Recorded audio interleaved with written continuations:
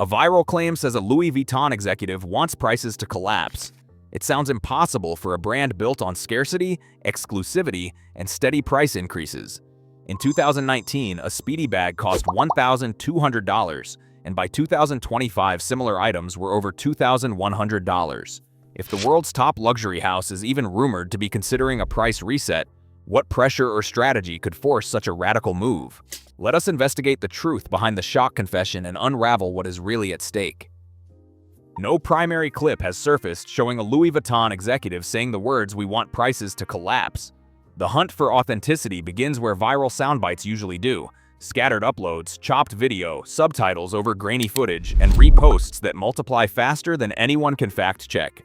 Every major platform, TikTok, X, YouTube, and Telegram, has seen versions of the alleged confession, but none lead back to a clear original source.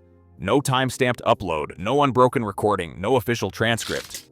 The phrase appears in reaction videos, commentary threads, and meme accounts, but never in a format that can be traced to a specific event, boardroom, or press conference. The result is a phantom soundbite, visible everywhere and verifiable nowhere. Standard investigative practice in cases like this follows an open-source playbook. First, catalog every appearance of the quote, logging URLs, upload times, and any context provided by the poster. Next, hunt for high-quality versions, unedited and without music or overlays, that might reveal background details such as a conference logo, a badge, or a date on the screen. Reverse image searches and reverse video searches turn up only more copies, each one further from anything resembling a primary source. Attempts to extract metadata from available clips yield nothing but recompressed files and missing origin data. There are no deepfake signatures, but also no evidence of a live event where the words were actually spoken. With no original file, the next step is to request a corporate right of reply. Formal requests sent to LVMH and Louis Vuitton press offices return the usual language. The company denies any executive has ever advocated for a price collapse. Their public statements emphasize long-term value and brand desirability, not discounting or devaluation. No leaks, no whistleblower memos, no court filings. For now, the trail runs cold.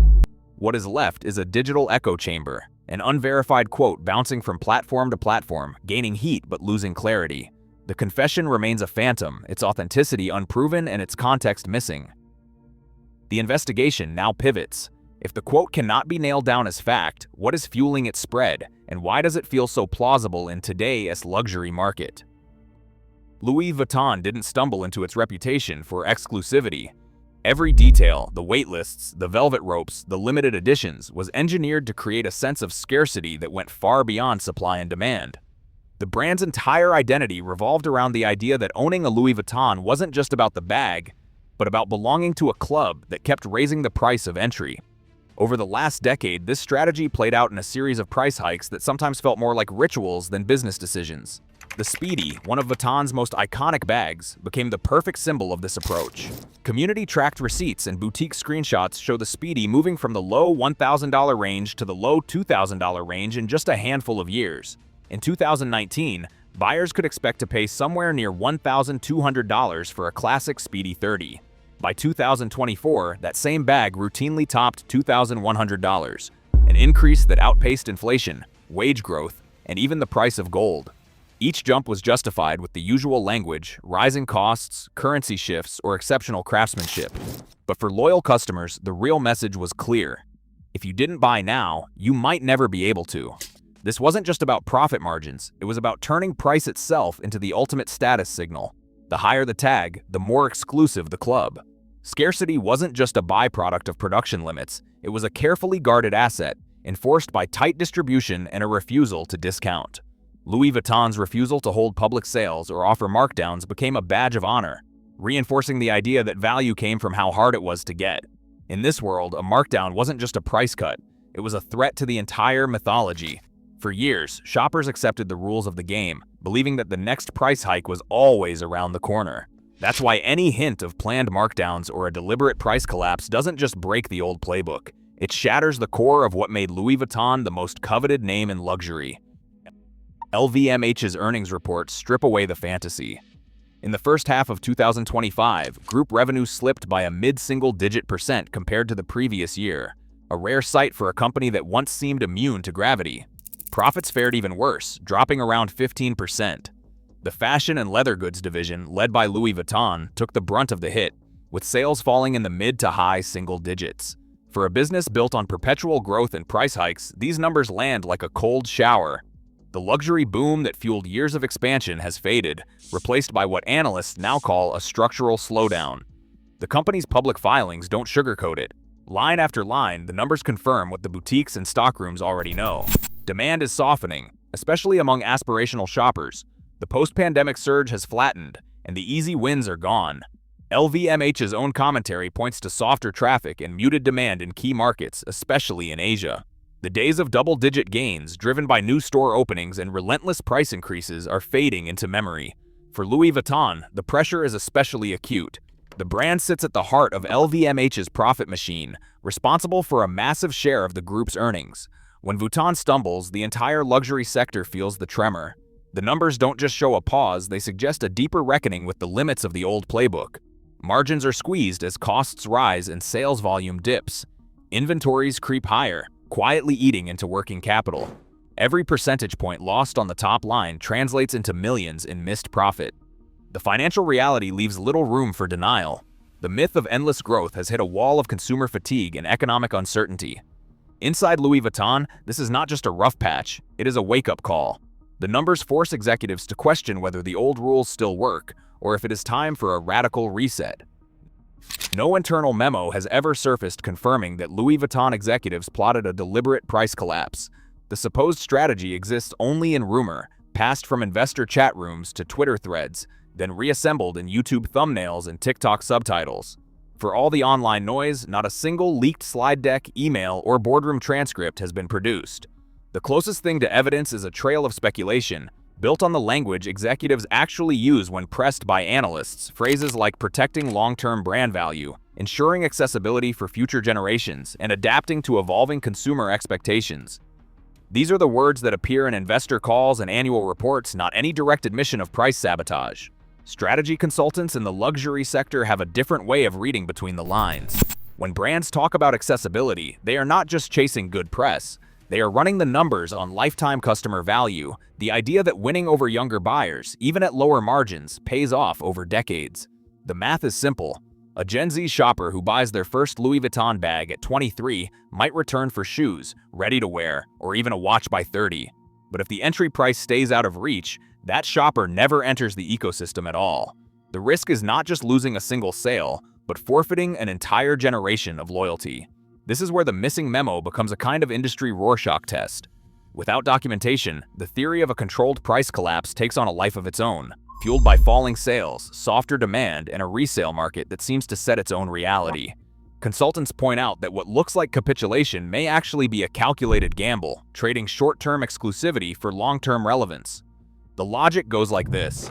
If official prices remain sky-high while resale platforms offer the same product for much less, the brand's grip on value slips away. So even without a smoking gun memo, the numbers and incentives align. The question is not whether an executive said the words, but whether the situation itself is forcing their hand. In the absence of hard proof, the story turns on motive and market logic, not confession.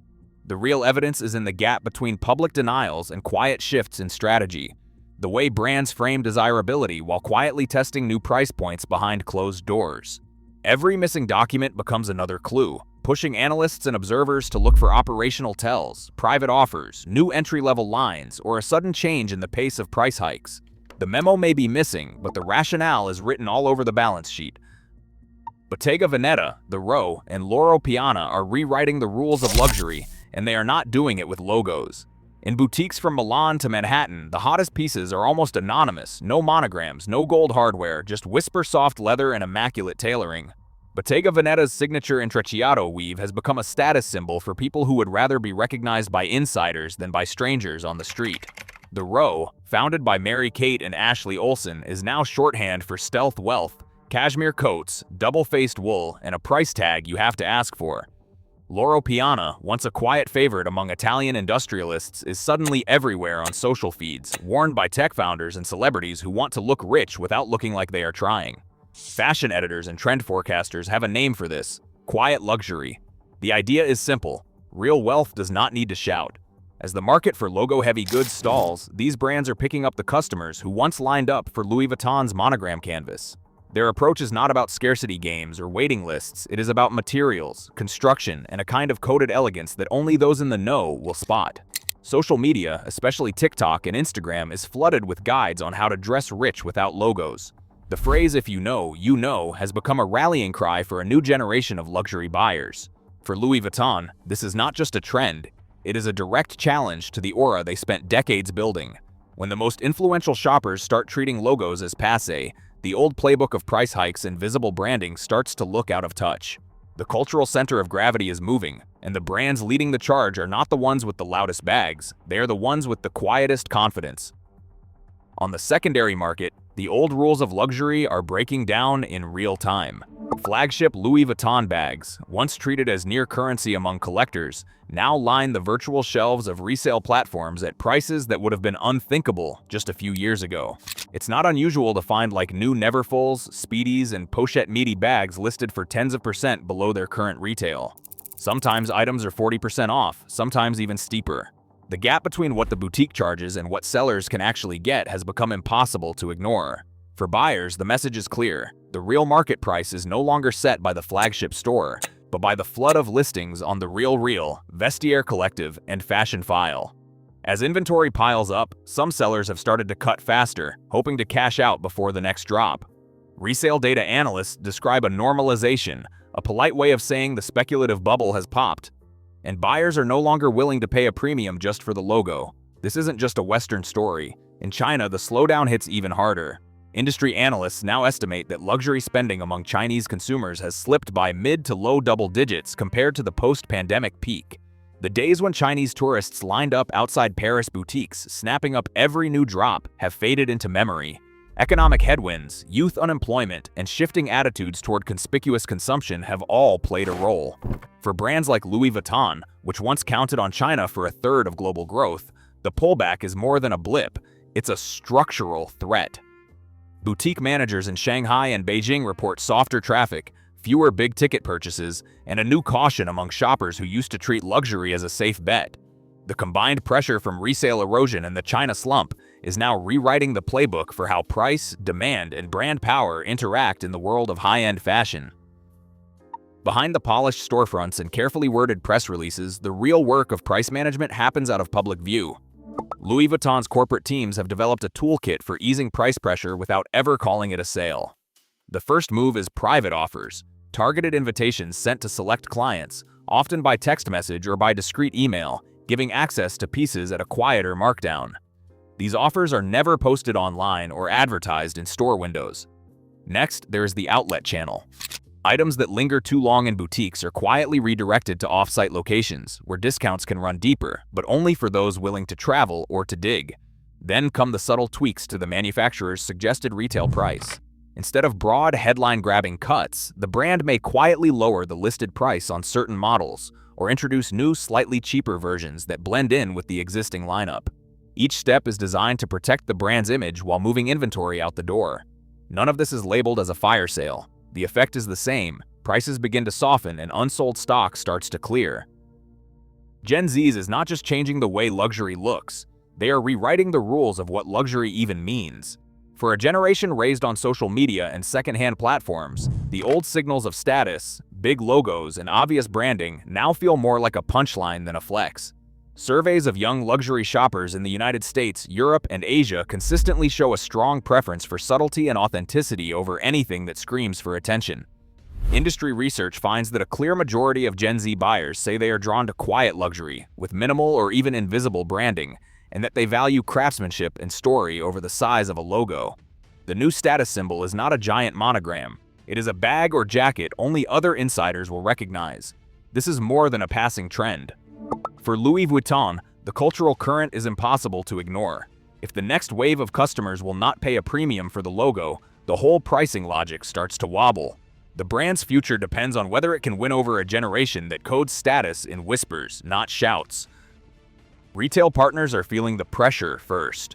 Boutique owners and authorized sellers, many of whom built their livelihoods on the promise of stable margins, now face a reality where every markdown eats into their bottom line.